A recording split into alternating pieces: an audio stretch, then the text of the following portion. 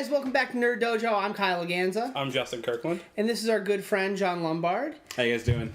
We're just coming here today to show you the new Magic Commander deck, Mind Seize.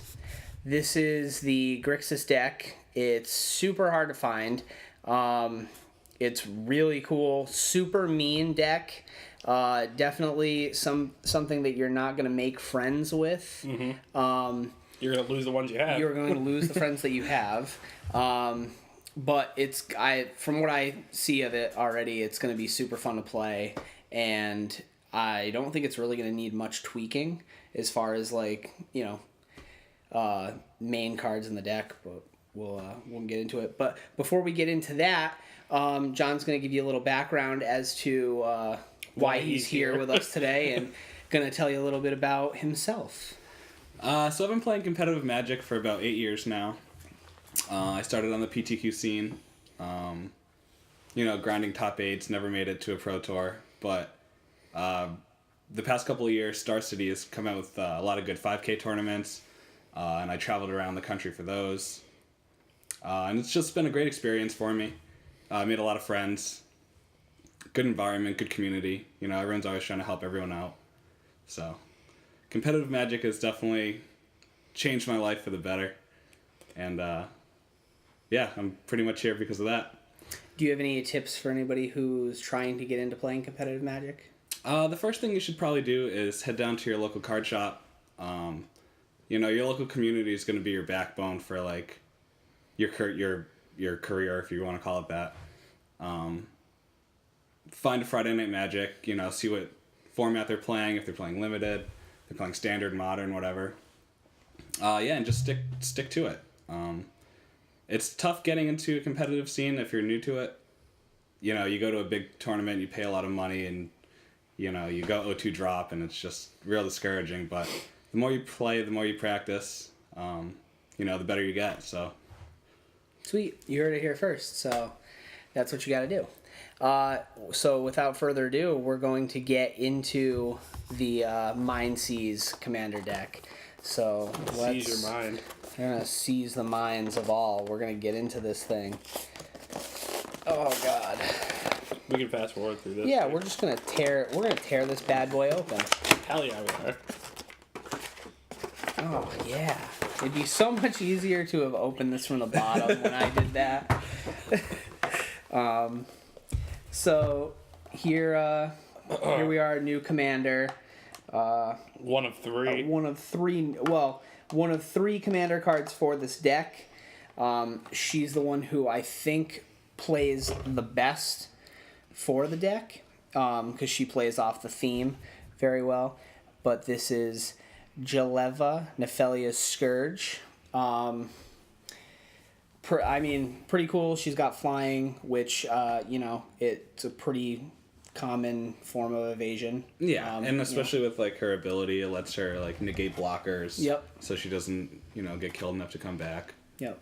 So. And if I remember correctly, because I have a terrible memory when it comes to stuff like this, doesn't she have something really sweet? Oh yeah, she lets you exile the cards and then play them without. Whenever she attacks, lets you exile stuff, and then play it without paying its mana cost, which is also really awesome to be able to do. It's cool because it's from your exiled and your opponent's. Yep. So it's so you get a choice of what you're doing. So I'll put that over there. And some of these are new, so we're probably going to butcher the names a little bit. This is Nakusar, the Mind Razor. Haven't really looked at this guy yet. I actually didn't even know he was in this deck. But at the beginning of of each player's draw step, that player draws an additional card, which is awesome. I love drawing cards. Everybody likes to draw cards. And whenever opponents draw a card, that guy deals 1 damage to that player. So it's like Underworld Dreams on a creature. Yep. So that's pretty Very cool. Always good to have abilities like that on a stick. Now pronounce this one. Oh, God. Oh, Thraxamundar. Yeah, sure. He's a zombie assassin. He has haste, And whenever that guy attacks, defending player sacrifices a creature. Another option for generals, 6/6. 7 casting cost? Yeah. Like that sounds about right for EDH. And now we'll get into the actual. Oh, deck not to mention, it itself. also says whenever a player sacrifices a creature, you may put a 1/1 counter on Thrax. Ooh. Also, So he just gets bigger and bigger. Yeah. Oh, well, very good. Gets rid of blockers, before they can block. Yeah. And, Let's get into this. Now I know. I'm so excited for this. Yeah, I've looked through like some of this stuff. I don't know everything by heart, like so I'm gonna be a little off on some of this stuff. But that's why we're gonna talk about it. That's why John's here. So we got this. I mean, there's a few cards in this deck that we've seen before. I mean, Augur of Bolas lets you get stuff back. Fog Bank lets you block and not lose, and it fogs, so you don't lose Fog Bank, and you can keep going with that. Nightscape Familiar. Basic theme of this deck, too, is it lets you not pay as much for your spells, so this cuts you down. Arcane Melee is in this deck, too, so you pay 2 less for spells with Arcane Melee, which I think it's instant or sorcery spells. Yeah. But, I mean, that's really all you need. You're playing blue, so this is the bad boy. This card runs like $20. That's why everybody wanted this deck. Is Baleful Strix, Flying, and Death Touch. And when he enters the battlefield, you get to draw cards. Yeah, card's insane. So for 2 mana, like you really can't. You can't lose. You can't really lose. Like you never whiff on a card like that. know. Like it's doing what it's supposed to every single time you go to play it. We've got Nivix Guild Mage from Return of Ravnica. I think it's Return of Ravnica, or was it? Was it Gatecrash? One of the new. Oh no, it was Ravnica, because that was the first couple guilds. Guard Gamoza. Everybody likes big jellyfish. Yep. With Big defenders. Yep.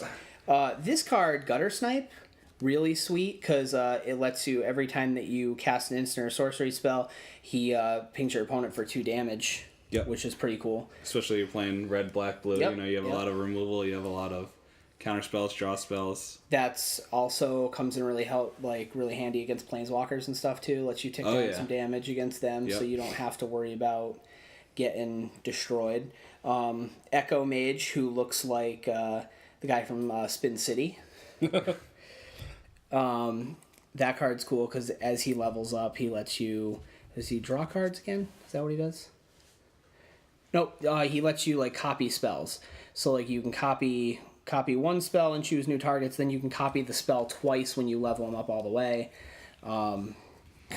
Yeah, that can be insane for helpful. things, especially with some of the cards in this commander deck. Yeah, and it's cool because like it's not like you don't have to like, because you get to copy a spell and choose new targets for it. Yeah. So like your opponents are casting awesome spells, you can take advantage of those. Oh yeah. And use those over again. So discarding hand and drawing cards equal to the greatest number of players that discarded, or drawing cards player discarded this way, is Jace's Archivist. Another cool card. Yep. The big new creature that came out in this deck is True Name Nemesis. So when it enters the battlefield, you get to choose a player, and it has protection from that player. So they can't do anything to that creature. You basically have to try to team up with other people that are playing at the table so they can take this guy out. Or it pretty much paints a big target on you because you start attaching 3 damage every turn. You know. And then you start attaching like equipment to it or something like that, and he's swinging for, he's got swords on him or something. He's swinging big every turn. So very cool. He's nice. The ever popular Vampire Nighthawk. That card. Favorite card. Anytime that card is in standard. Yeah. Anytime you can play Vampire Nighthawk, it's an awesome card to play. Like anytime you're playing black, any form of a black deck, like it's super super effective no matter what. Because he's got flying, death touch, lifelink. Like, nobody wants to hit him. You can stick him in front of a giant dude and just, Yep. Use him as a blocker, get rid of a creature. Lifelink and flying. It's a 4-point swing for, you gain 2, they lose 2. And I mean, the other great thing about it too is, even when you're not, getting the damage through, even if you're dealing the damage to the creature, you're still getting that life too, which is helpful. I mean, even though you're at 40 life, it doesn't really matter. Yeah, I mean, just all the mechanics on there for 3 mana. You can't really beat it. And was that card actually banned for a little while? Like Vampire Nighthawk? I don't think so. I thought somebody had told me once that it was banned. Like, which doesn't make sense. I mean, it's definitely dirty. Like it's a very overpowered card, especially at like an uncommon slot. I think, but like, I don't think like ban worthy at all. No, especially not for like a creature. No. Like creature bans I never really understood. Except for Stoneforge Mystic, but well, yeah. That card she needs just to does go. all sorts of broken things all day long. Next one we have up is Viceling. At the beginning of each opponent's upkeep, Viceling deals X damage to that player, where X is the number of cards in his or her hand minus 4. Yep. That's like just a creature form of the old Vice. Yep. Vice card. Yep. Which is pretty cool. That one's very neat. Terra Ravager we have. Diviner Spirit is I believe it's one of the newer spells in this round of Commander. Whenever Diviner Spirit deals combat damage to a player, you and that player each draw that many cards. 5 mana spell for a creature. I mean, not terrible at all. Is it for damage? Deals combat. Yep, deals combat damage. So, like, if he deals 2 damage, you each draw 2 cards? Yep. Oh, that's really cool. That is pretty cool. And that card is actually in, I think, like, everything that has blue in it in this, like, set of Commander stuff. So, we've got Mnemonic Wall. Another defender. Yep. Hooded Horror. Hooded Horror can't be blocked if defending player controls the most creatures or is tied for the most. So that comes in actually really handy with another card in here that we will talk about very soon. This is the other copy of a guy that we can't pronounce his name that well. Charmbreaker Devils. It's a little bit of removal, also on a stick. Yep. Uyo, Silent Prophet. She has flying 4/4 for 6. Pay 2, return 2 lands you control to their owner's hand. Copy target instant or sorcery spell. You may choose new targets for the copy. So again, you're able to pick new spells or new targets for the spells. Baleful Force. We've got Soul Ring. Staple. Yep. In any Soul Ring, Commander deck. Big time staple. And that card is like $10 right there. So that's, MSRP price for these decks is $30. So Yeah, you made your money back. yeah, on yeah, 2 you've cards already you know. already got it. I have trains outside of my apartment, so there's a lot of trains going. Nah, on dude, it's right now. Nazguls. No, yeah, no, it's totally fine, totally normal. We got Wayfarer's Bauble, lets you tutor up some land. Armillary Sphere. Oh, the mana Try to one. say that 5 times fast, right? Yeah, just some mana fixing. Yep. They're all 3-color decks, so it's... Yeah, anytime you play 3 color, it's always good you to wanna have have- like a good amount of mana fixing. Yeah. Now we'll move into This is a good card. This is a great This card. is- Like, and this is one of the more common uncommons too, Yeah. which is cool. Like, because you run into this. So I mean, Swiftfoot Boots. It gives your commander hexproof, which is like a huge thing. Yep. And especially with the Scourge, Nephilia Scourge, let's her come into play, attack that turn, so you can utilize her abilities. I think Swiftfoot's in every one of the new decks too. It should be. Yeah, It should be in every. I think it's in all of the. It should be in decks. every single commander deck ever made. Yeah. No, it's definitely. Like- I mean, it's cheap equipment. It equips cheap. Like. Yeah. and it does exactly what you want your creatures to do. Lets them attack right away, and lets them, gives them protection, gives them evasion. If you're playing green, you're gonna play Corrosion Grip for something, and it's gonna be. Obelisk of Grixis, more mana fixing again. We've got Temple Bell. Draw some cards. Everybody likes to draw cards. Mm-hmm. I know I do. Oh yeah. Yeah. I mean, and drawing cards in EDH is huge because the more cards you get, the more access you get. Is there a card in there for unlimited hand size? Because that could get crazy. I don't remember if there is something for unlimited hand size in this. But we do have Eye of Doom. Eye of Doom enters the battlefield. Each player chooses a non-land permanent and puts a Doom counter on it. So kind of like Oblivion Stone. Yep. Not as wide of a scope as Oblivion Stone gets, but gives you a little bit of it's still fun mechanics. Yeah. Especially in a multiplayer game. Yep, absolutely.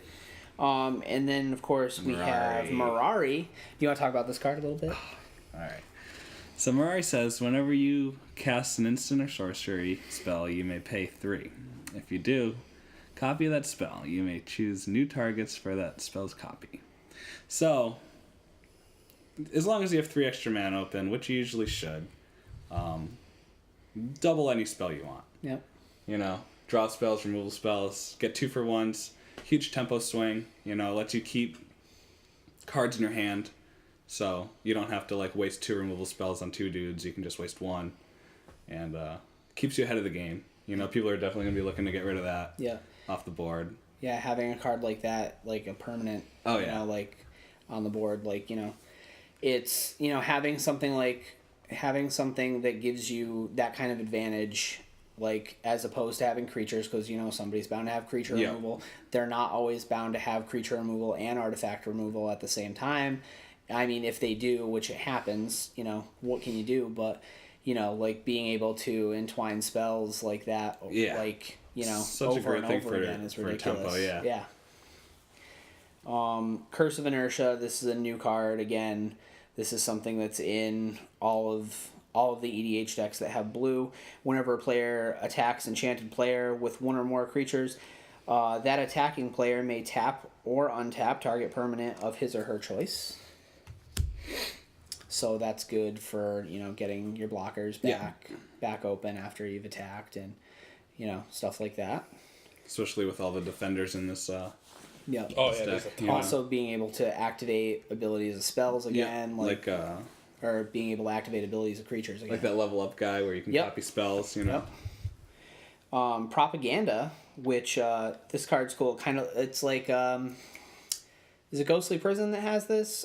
Creatures can't attack unless their controller pays 2 for each creature attacking. That's attacking. Yeah.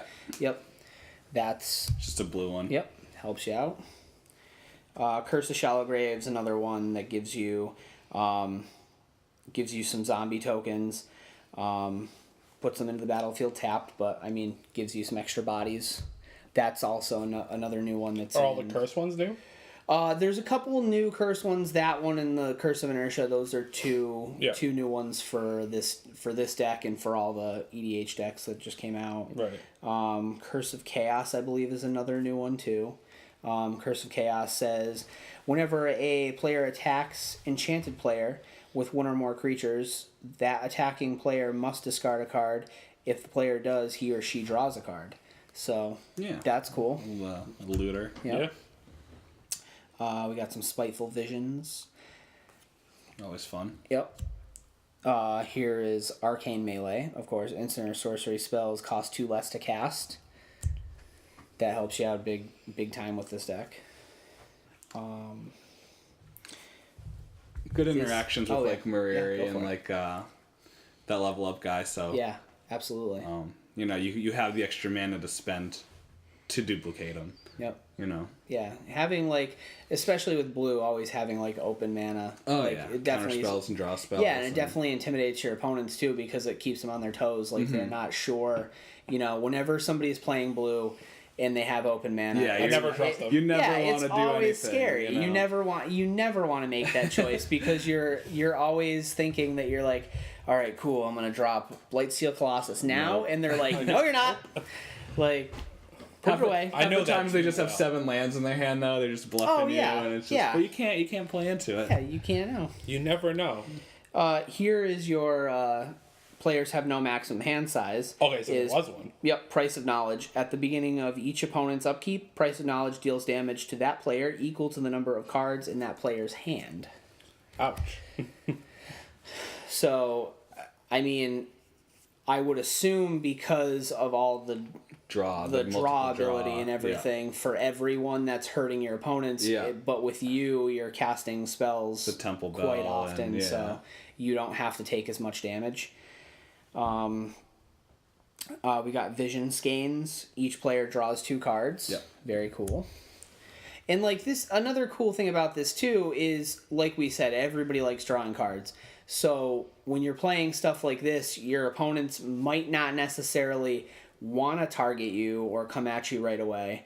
And by the time you've kind of got your tempo up and you got your deck rolling, by the time they're, aiming their sights towards you, you're fully in a loaded. really good spot to like You're just ready to go. defend. Yeah. Oh yeah. Soul Manipulation gives you a couple choices: counter target creature spell or return target creature card from your graveyard to your hand. So you get to use some stuff over again.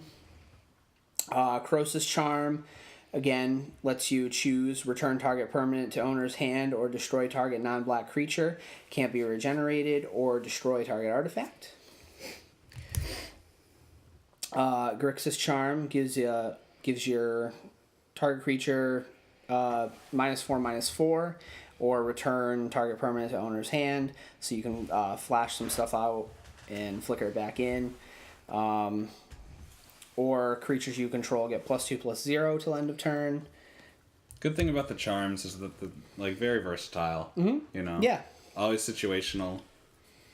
Yeah, they give you that option to have the right card at the right time. Oh yeah. And only having to have one card to do that. It could save your life, or it could win you the game. Yep. It's Yeah. great. Yeah, you never know. Like, I mean, like you just said, they're super versatile. Like, Boros Charm is probably one of the best charms I think that they've had in a while. Like, everything that card can do is just there's an answer there for everything. Yeah. For like any situation.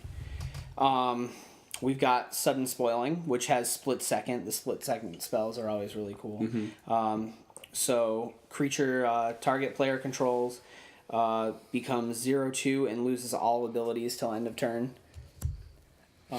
Which again is super mean. Yeah, I mean anyone with an Goes through activated that. ability. Oh, especially at instant speed like too. split second can't interrupt it. Yeah, can't do anything unless they have Split Second on their spell. So that that's how it works, right? Does split second resolve first? Well, you can't respond to split second. That's what it is. Oh, okay. It's as soon as like a split second card is cast. Like universal triggers go on. Like if you have like counterbalance. I don't know if you know that card. Yep. But other than that, like you can't activate anything. You can't respond to anything. Okay. Nothing can be put on the stack. Okay. So something like a Rurik's ability would kick in, where it's like if you play anything that's not a creature, you lose 6. Yeah. So that would kick in absolutely. Yep. Which is cool. I mean, I've never really played with Split Second that much. I just know that it's an awesome. Yeah, the awesome time spiral ability. block was really fun. Really fun, but also really strange as well, too. There's a lot of stuff going on there. Back to cards that we've got here. We've got Dismiss. Counter target spell. Draw a card. Illusionist Gambit. Cast Illusionist Gambit only during the Declare Blockers step on an opponent's turn. Remove all attacking creatures from combat and untap them. After this phase, there is an additional combat phase. Each of those creatures attacks that combat if able. They can't attack you or a planeswalker you control that combat. So on the second combat. This card's pretty gnarly. So it just makes them attack other players except for you? Yeah. Okay. Yep. So it gives you like a fog for a turn. Yep. That's pretty cool. And it forces them to have to deal with attack someone something else that they weren't ready to deal with either. Yeah. So if they're attacking, they have to attack with those creatures into someone else's creatures that they don't want to attack into. Or Yep. That's pretty cool. Yeah, so if their opponent has, big guys on the board, Yeah, there's nothing they can do about it. You said it. This deck is going to make you lose friends. Yeah. That's going to help you choose which friends you're losing. Exactly. Another card that has bitten me in the ass several times, not casting it, but having it cast on me, is Wild Ricochet.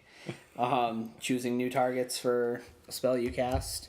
Most recently was Blatant Thievery. Oh. I tried to steal a bunch of my opponent's stuff, and then my friend just said nope, Wild Ricochet, and then he decided what he was going to take of everybody else's. Was this the game that me and Tony scooped? Yes, and I lost my Crucible of Worlds, and that was a big bummer. Yeah. First game playing with my Crucible of Worlds, and I lost it. So we've got Annihilate, some more removal, destroy target non-black creature, and draw a card. Opportunity. Target player draws 4 cards. The casting cost is a little high, but I mean, in EDH, it doesn't really matter. I mean, it's an instant spell, so, like, you can play it at the end of someone's turn, and then you take your turn, you have 4 cards in your hand, and it's just... Very true. Huge swing. Yep. And I mean, with Arcane Melee, you're paying 2 less. Yeah. We've got Starstorm. Deals X damage to each creature, and it has cycling of 3. Cycling was one of my favorite abilities too.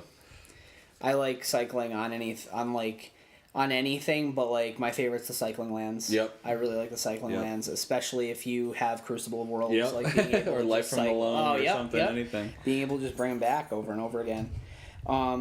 We've got Strategic Planning. Sorcery speed, look at the top 3 cards of your library, put one of them into your hand and the rest into your graveyard. Infest, all creatures get -2/-2 till end of turn. This card is probably one I can see myself taking out in this deck. I mean, -2 is not a huge deal when people are casting creatures that are 9/9s and stuff I mean, like it's got a little synergy with the sudden spoiling. Yeah, so you can just wipe a player's board, but for 6 mana, you can do it. Right. You can do it in 4 with the Damnation. Right. And I mean, if you can cause some creatures to die that turn, you could even put Tragic Slip in this deck. Yeah. Oh yeah. Yeah, Tragic, and then -13, -13, and then there you go. One creature. This is the card that you were really happy about. Yeah. Is Tempt with Reflections. Sorcery speed for 3 colorless and 1 blue. It's got Tempting Offer, the new mechanic for all the new EDH decks. Which I like a lot. Yeah, It's awesome. Each deck has a Tempting Offer card and they're all really, really rad.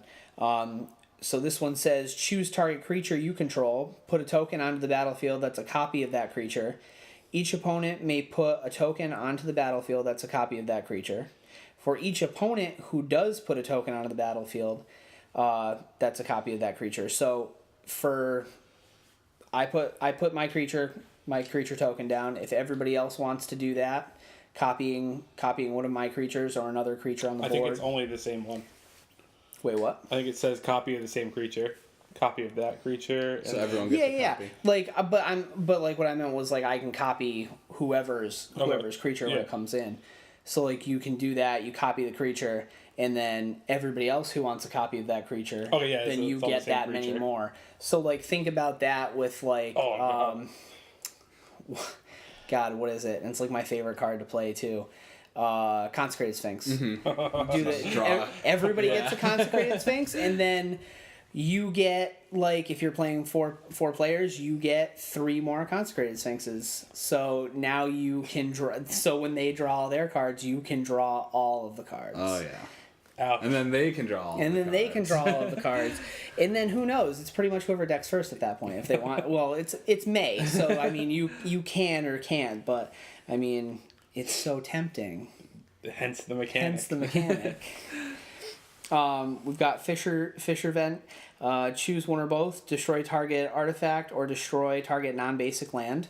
Which is good. Everybody plays non-basic lands in EDH. Incendiary Command, choose 2. Incendiary Command deals 4 damage to target player, or Incendiary Command deals 2 damage to each creature, or destroy target non-basic land. Or each player discards all the cards in his or her hand, then draws that many cards. So it's like a kind of like a Wheel of Fortune kind of thing in there too. This card, which I can never pronounce, I don't know if you... Nope. What are the suspend cards? Yeah, it's suspend for 5 turns, and you can pay 1 black and 1 colorless. It is Phythesis. I'm gonna say it's Fifth Assist. Fifth Assist. There, that works. None of vowels in that word. I feel. Fifth Assist. Yeah, there's some. It definitely, I want to pronounce it like something Phyrexian because it feels very Phyrexian. Yeah. But destroy the artwork. Yeah, exactly. Destroy target creature. Its controller loses life equal to its power plus its toughness. Ouch. I mean, it's definitely 7 mana to cast this thing outright. Mm-hmm. But if somebody has a creature on the board that's that isn't going Someone anywhere. getting a Hydra, Even if it's not huge, even if it's something like somebody's Azusa, you can get clear their Azusa off the board in 5 turns, and then you're good to go. Yeah. This was your favorite is Cruel Ultimatum. Oh God, I can talk about this card for days. Let's talk about it. For days. All right, so Cruel Ultimatum. It was the best sorcery ever printed. 5 color agree. control was in Lorwyn block was my deck of choice to take to competitive tournaments, and you cast this card 3 times a game. You know what I mean? And it's just such a tempo change. They sacrifice creatures, you draw cards, you get creatures back, they lose life. Like it just has everything you need to get ahead of your opponent, pretty much. And with the copy mechanics of Mirari. And you know what I mean? Like it gets stupid real fast. Stupid. Yep. So anything that's playing Grixis is just Cruel Ultimatum. It definitely I think of all the ultimatums, I think that is definitely the best. Absolutely. The best one. I know just from watching like a lot of videos or listening to a lot of different pros talk about playing during that block, like this was the deck to play. Like playing all the vivid lands, just any color you want. Cryptic Command was in the format. Yeah. Like, oh God. It's just best time of my life. Yep. A lot of really intense games of Magic. Next we have Decree of Pain. Destroy all creatures. They can't be regenerated, and you draw a card for each creature destroyed in this way. Also has cycling. Does have a little drawback though. When you cycle Decree of Pain, all creatures get -2/-2, so that's all your creatures as well. Yeah. But I mean, you get a card off of it. Yeah. If they have a lot of little dudes, you can just you get a lot of cards off of it. And it wipes the board, so you don't have to worry about any of those troublesome creatures. Just like the rest of them, the mana cost is a bit high, but there is ways to manipulate that. Yep. And this is probably one of my favorite cards in the deck. Did you end up getting that in? No, I never ended up getting the other one in. I had to send a complaint to Amazon for that. But this card is Army of the Damned. So you can put 13 2/2 black zombie creature tokens onto the battlefield tapped, and it's for 8 mana, but you get 2 off of that. You can cast it for 6 with Arcane Melee on the board. Yep. And then you can flash it back for 10. But they have to deal with them twice. Yeah, I mean 26 power toughness, that's a lot of stuff. 13 creatures is a lot to deal with, no matter if they're 1/1s or 6/6s or 2/2s. Wrath of God. Well, yeah, I mean, there are definitely ways around it. Oh yeah, absolutely. You make them respond. Though. Exactly. Exactly. They have to do something about that. Like, you don't want to have an army of the damned in front of you. Absolutely not. But I think this is a cool card. It's a cool choice for this. Like, I just put together like tweaked my Mimeoplasm EDH and put this card in it. I feel like this is a card that that people don't expect. Yeah. To see. Like, it wasn't like It wasn't a super common card. I mean, it was mythic, so it wasn't something that you were pulling very often in Innistrad. I mean, I had the worst pulls out of Innistrad boosters ever, too. It's got a good power level for EDH. Yeah. You know, maybe not standard, maybe not anything else, you know, but... Were you playing it all during this? Like, were you drafting, like, I was this? drafting. Was this a big, like, draft card? Yes, absolutely. Because I can see this being huge. If you pack it, you take it. If you're in black. Because no matter what, like, it's a bomb. Right. And yeah, having that many at the end of the day, like, battlefield. they have to have a board clear or they lose the game. Right. You know? Right. Or you have infinite blockers. 'Cause- So either way, it's like... Yeah, I mean, it's got, again, versatility. Versatility is so important with these cards. But yeah, when we had gotten back into playing Magic, it was like probably a couple months after Innistrad had come out. It was like a few weeks before Dark Ascension. Yeah, was because I remember releasing. right when we started getting back, we were like, Dark Ascension's coming out. Cool, Yeah, we'll be yeah. block. We bought bunch of shit. Bunch of Dark Ascension, yeah. Not realizing that block was going to be rotating. Yeah. Oh, let's buy all these cards. They're going to be awesome. Well, wait, they're out of play. We can only play them in, like, Modern and Oh, Legacy. that was when you got back in the second time. Oh, yeah. Yeah, no, but when we we just first started started. playing again, like it was like we went crazy over those because we were like, oh, it's gonna be so awesome new set, and that set kind of was lackluster. Yeah, kinda. It had some cool. I mean, it had some cool stuff in it, but I mean, there was. I remember you fiending over Vampire Nocturnus. Oh, when I wanted to play the black white deck because, or no, I wanted to play black red vampires and I wanted Vampire Nocturnus. You were just because fiending for him. It was still in standard, but he's $20 at that time. Yeah. Yeah. Good times. How cheap is he now? I think he's like $3 now. Yeah. Yep. Prosperity. Great X spell. X spells are always fun for EDH. Each player draws X cards. Another reason why you will make friends and then lose friends very quickly. Sky scribing. Again, target player or each player draws X cards, and then forecast, which I'm not familiar with. Reveal sky scribing from your hand. You pay the draws foresight card. cost. And Okay, I gotcha.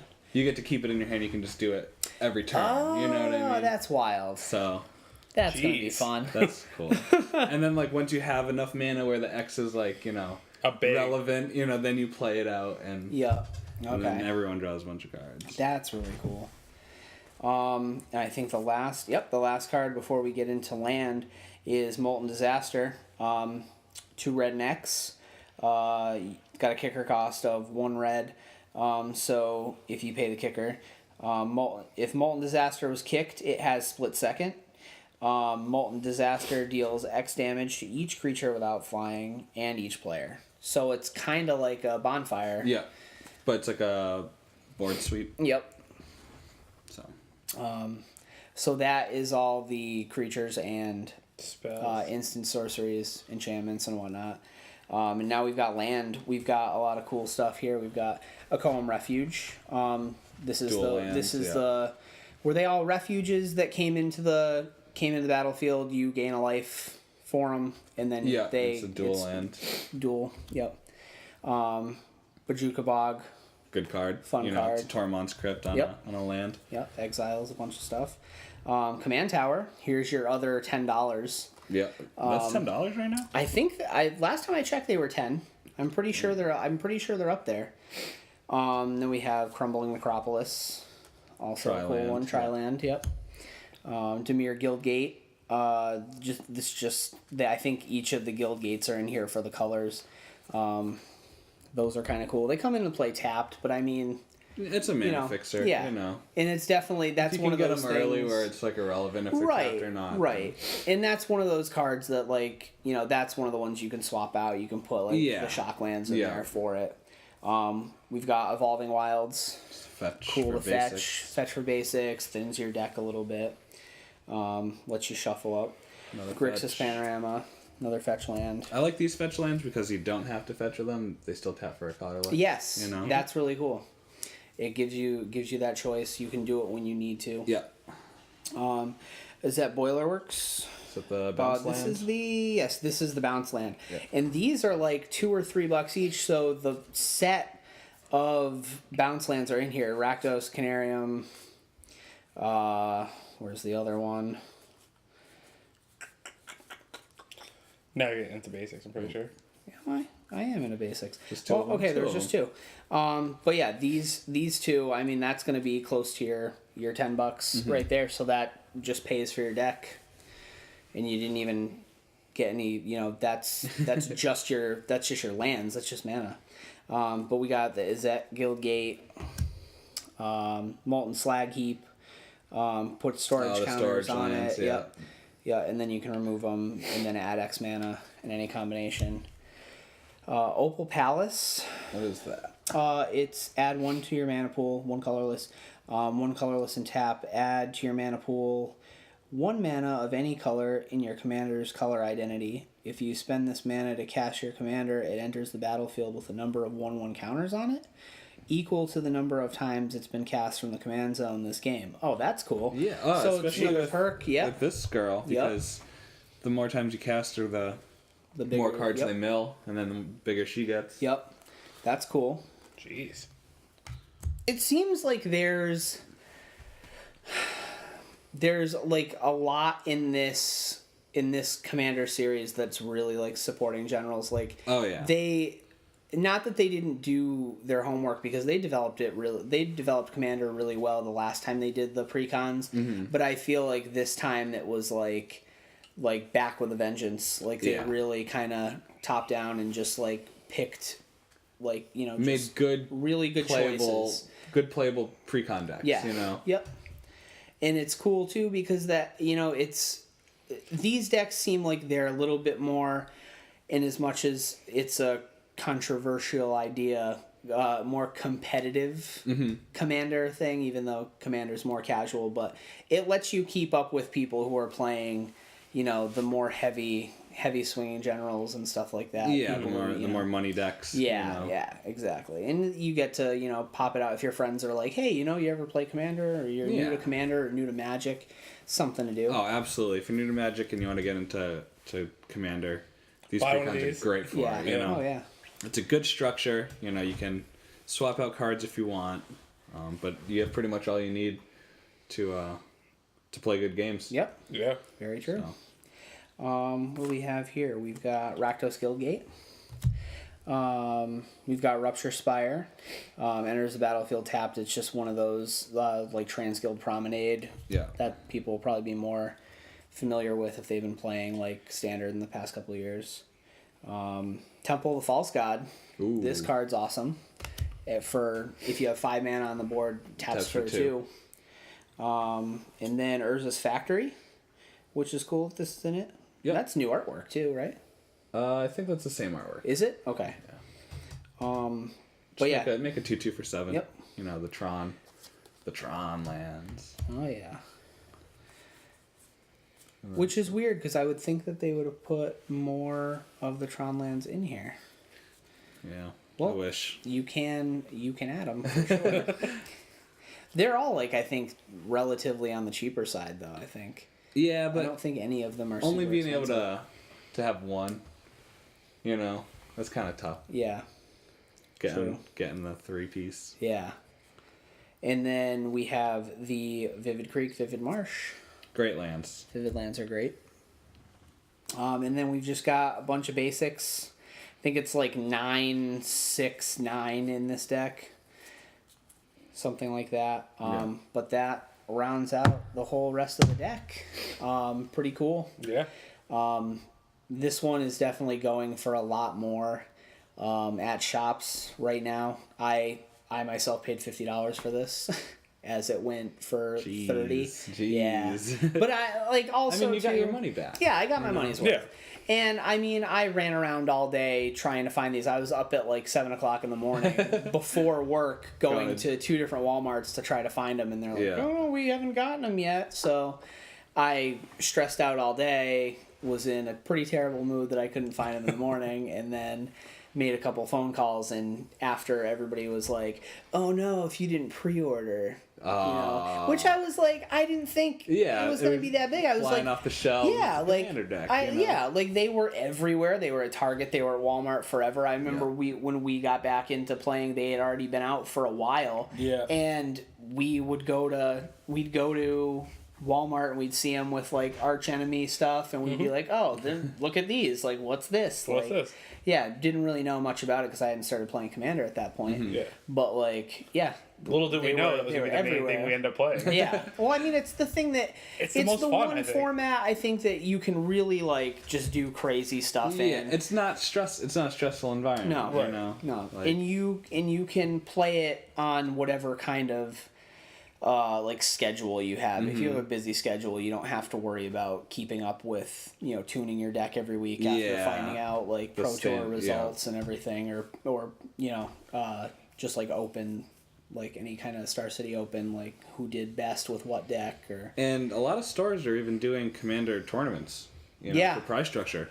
Yeah, a lot of and even like it's not like a main like feature highlight, but a lot of the like Star City Opens and stuff like that, they have like side events for Commander, which is cool because if you go and you play and you end up dropping out early, you can get into something like that and play Commander too. Yeah, have a little bit of fun with that. But yeah, I mean, does anybody have anything else they want to add about this deck before we cut out of here? I mean, just besides for the mechanics, like, replace a couple of the removal spells for maybe more cost efficient or like more utility. Yep. You're definitely going to want some enchantment and artifact removal. Yep. I didn't see much in there. Yeah, there's not a whole lot.